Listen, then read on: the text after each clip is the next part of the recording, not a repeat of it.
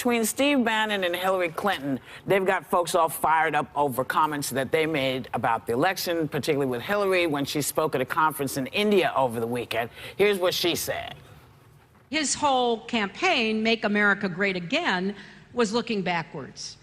You know, you didn't like black people getting rights. You don't like women, you know, getting jobs. You don't want to, you know, see that Indian American succeeding more than you are. Whatever your problem is, I'm going to solve it. So it was a symptom, but it was also a cause. Now, she also says she should have been more entertaining on the campaign trail.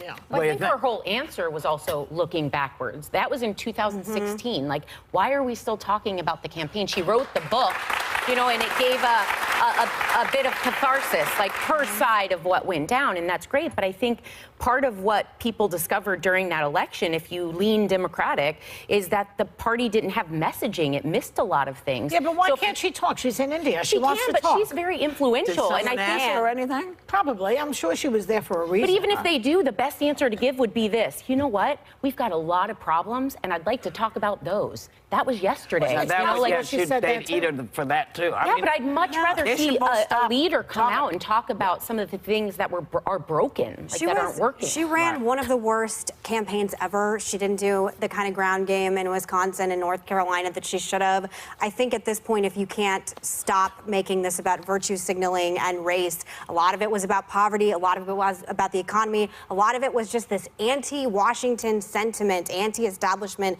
sentiment that we should have seen growing with the Tea Party. And honestly, I have to tell you, it's one thing to lose to President Obama. It's an entirely other thing to pull off losing to President Trump. And you got to come up with a better excuse than this. You know, and I like some of the things you said. All those things are true. But don't forget, Comey interfered in the election, and the Russians were interfering 100% in the election. She's blaming married white women. Wait a minute, you don't like to hear me say this, but she did win by 3 million more votes. I think that's so she's not really a loser. Is that the commentary of someone who feels good about themselves and their lives and their future? I think she's pissed We had off. Chelsea Clinton on last week. The Clintons are very omnipresent in politics still right now. If your messaging is that you want to go back in time, that women can't think for themselves, that our husbands and our bosses and our sons tell us what to do, that's quite the message going forward into midterms and general elections. I was wondering where she got that from, because I thought, why are you saying, as a feminist, someone that likes to uphold women's rights, why are you saying that women are just voting the way their men vote? But but what I found, and hopefully I can, Obama. Yeah, but hopefully I can pull it up. Now I can't pull it up. But there, oh, here it is. So a study from the Institute for Social and Economic Research, and that's what she's referring to, reported that married men tend to favor Republican presidential nominees for economic reasons, and their wives in general join them in support of their husband's economic interests. So that's what she meant. So that's where she's getting that argument from. Yes, but the argument doesn't hold.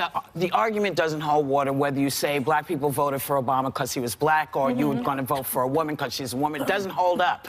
You know, things were missed. This was the best poop storm you could have. This last election was a poop storm. You got the Russians involved. You got this involved, but then, you know, I think everybody just needs to stop talking. I don't know why she was answering these questions. I don't know what was asked of her. I don't know why she was there.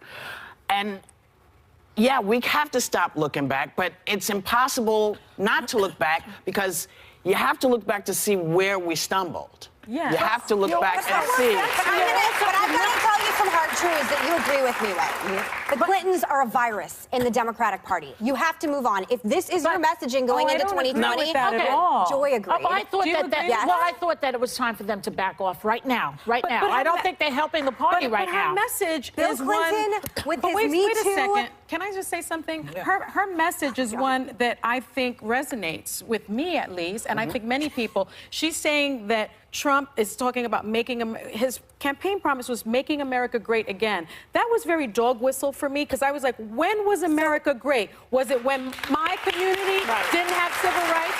Was it when my community was enslaved? when women didn't have rights? When President Trump all was I'm America trying to say great? is, as Joy and I talk about often off camera, politics is a street fight. You want to win? This message is losing. You just lost an important election to a reality television star. Well, if the Democratic Party is the party of the Clintons, it is not. You are dead in the water. And we're going to have Trump for another 4 years.